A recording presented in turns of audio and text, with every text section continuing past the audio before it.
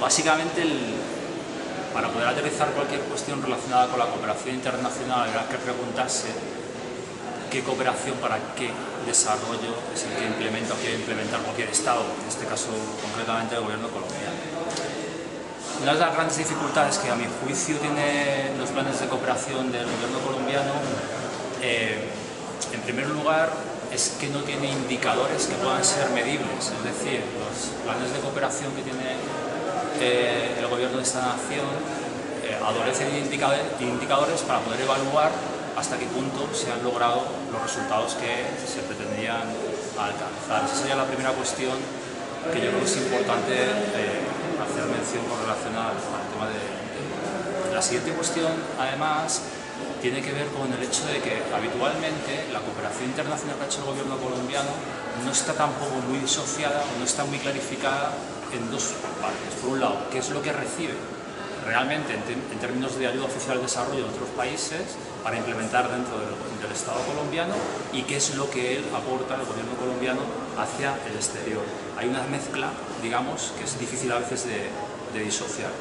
Y ya por último lugar, desde mi punto de vista, hay una cuestión que es clarísima. La mayor parte de la cooperación internacional que ha estado implementando el gobierno de Colombia está muy asociada a la materia exclusivamente de seguridad,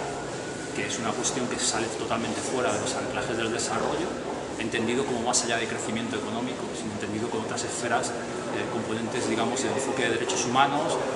componentes medioambientales, componentes de género, etc. Y por otro lado, además, entiende la cooperación internacional como una palanca también para hacer negocios. Esa es la segunda cuestión que yo creo que también es muy relevante tener en cuenta. De tal manera que, por ejemplo, uno de los grandes elementos que intenta visualizar dentro del componente de cooperación del gobierno colombiano es el componente de marca país. Es decir, al final acaba convirtiendo un Estado en un producto que hay que vender en el exterior. Entonces yo creo que es una de las cuestiones que de alguna manera sí que hay una lógica dentro de los diferentes gobiernos que ha tenido este país, porque es la lógica neoliberal. Es decir, si no aplicas políticas públicas hacia adentro que rompan con esas dinámicas neoliberales, pues evidentemente hacia el exterior también vas a utilizar los mismos parámetros a la hora de entender la cooperación internacional. Con relación a la cuestión que tiene que ver con la coyuntura actual que tiene Colombia, yo creo que hay una serie de situaciones que van más allá de la cuestión relacionada con el proceso de paz que se pueda llegar a alcanzar en algún momento de este país. Es decir, por un lado,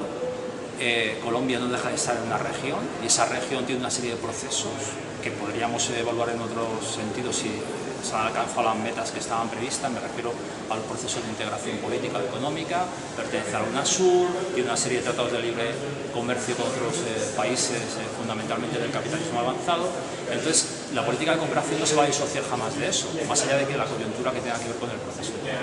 Lo que sí es cierto es que la fuente de fondos que llegaban del exterior hacia Colombia, sí es verdad que se están adaptando, en este caso, el oficial de desarrollo de gobiernos europeos o de gobiernos de otras latitudes del continente, sí que se están enfocando efectivamente a preparar una situación que yo no llamaría de posconflicto porque no me gusta nada la palabra, porque el conflicto sigue en Colombia, la naturaleza del conflicto no se ha abordado políticamente. Pero sí podíamos hablar de acuerdo, después de unos acuerdos con una de las insurgencias de este país, que no hay que olvidar que hay otras que todavía están activas, ¿no? Entonces yo creo que hay una suerte de acompañamiento fundamentalmente de países como Noruega y la Unión Europea, justamente a darle una serie de recursos que sí que pueden cambiar en alguna medida cómo se han ido repartiendo los recursos a nivel interno del país, pero esto es una cuestión que es muy difícilmente seguible porque los planes que tiene de cooperación este gobierno, como decía inicialmente, no tienen indicadores que nos puedan permitir medir los impactos